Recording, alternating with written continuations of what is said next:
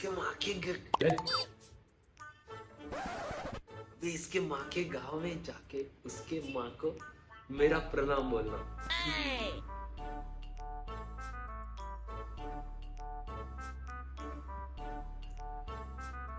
माँ, बोलो। मैं सोच रहा था कि अब ये क्या सोचने लगा गांडू? कि तुम भारत देश छोड़ के दूसरे देश में जाके सेटल होना चाहते हो। तुम्हें कैसे पता चला माँ? साले ने दूसरे देश की लड़की पटा ली है शायद।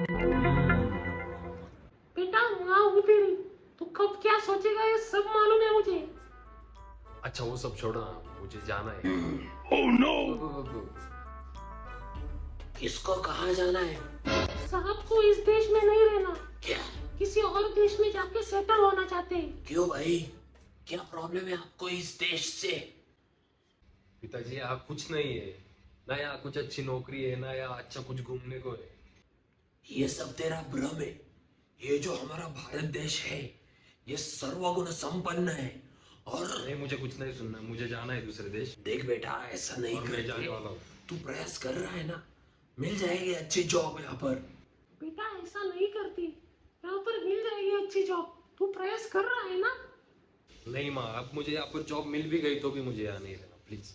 पूरा पक चुका हूँ मैं यहाँ पर। वो दूसरे देशों में देखो ना, वहाँ की सुंदरता, वहाँ की बीचेस, वहाँ का नेचर, वहाँ के रोड्स पूरे अलग ही वाइब देते हैं वहाँ पर। जैसे मानो पूरा आसपास सब पॉजिटिविटी से भरा हुआ रहता है उन देशों में। और यहाँ इंडिया में उन्हीं नदियों का नाला कर दिया है, नाला। कहीं बाहर जाते समय बॉडी पे कितने भी परफ्यूम मार के निकलो ना, गली के बाहर निकलते ही बॉडी से परफ्यूम की खुशबू नहीं आती। क्या आता है पता है? उस नाले की बदबू। किसी बीच पे अगर थोड़ी देर के लिए शांतता लेने जाऊं ना, वहां पर ये छोटे छोटे 14-15 साल के बच्चे अपनी गर्लफ्रेंड को लेके चुम्मा चाटी करते बैठते। उनको देखकर खुद पर शर्म आती है। वो क्यों? 23 साल का हो चुका हूँ, अभी तक गर्लफ्रेंड नहीं है।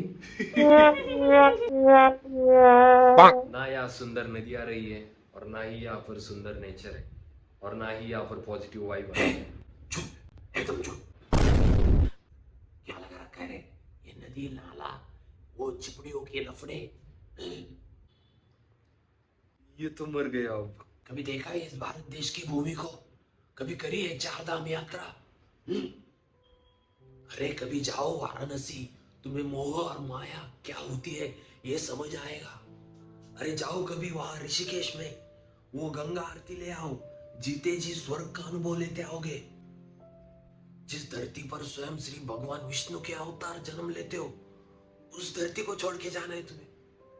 शर्म करो थोड़ी यार। भारत जैसे इस पवित्र देश को छोड़ जाने की इच्छा भी कैसे आ सकती है तुम्हारे मन में? पार्वती, हाँ जी।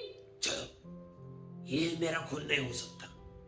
पिताजी, जिसके मन में सनातन संस्कृति नहीं बसती हो, वो मेरा कभी नहीं हो सकता। चलो। पिताजी पिताजी पिताजी, मुझे माफ कर दीजिए पिताजी, मुझे माफ कर दीजिए। इस वर्चुअल जमाने में आके मैं अपनी संस्कृति भूल गया, मुझे माफ कर दीजिए। मुझे लगा बाहर जाके मैं अपनी जिंदगी जैसे चाहे वैसे जीऊंगा, पर मैं गलत था। जबकि मेरी जड़ें यहाँ इस भारत देश की भूमि में है, तो मैं वहाँ खुश रह ही नहीं सकता। मुझे माफ कर दीजिए, मुझे माफ कर दीजिए। उठो। देखो बेटा, अगर तुम्हारी जड़ें इस भारत देश की भूमि में है तो तुम्हें सुकून भी यही मिलेगा। बस तुम्हें तुम्हारी मेहनत और लगन के साथ उसे ढूंढना होगा। अरे, तुझे दुख पहुंचाने का मेरा कोई भी इरादा नहीं था, और ना ही कभी होगा।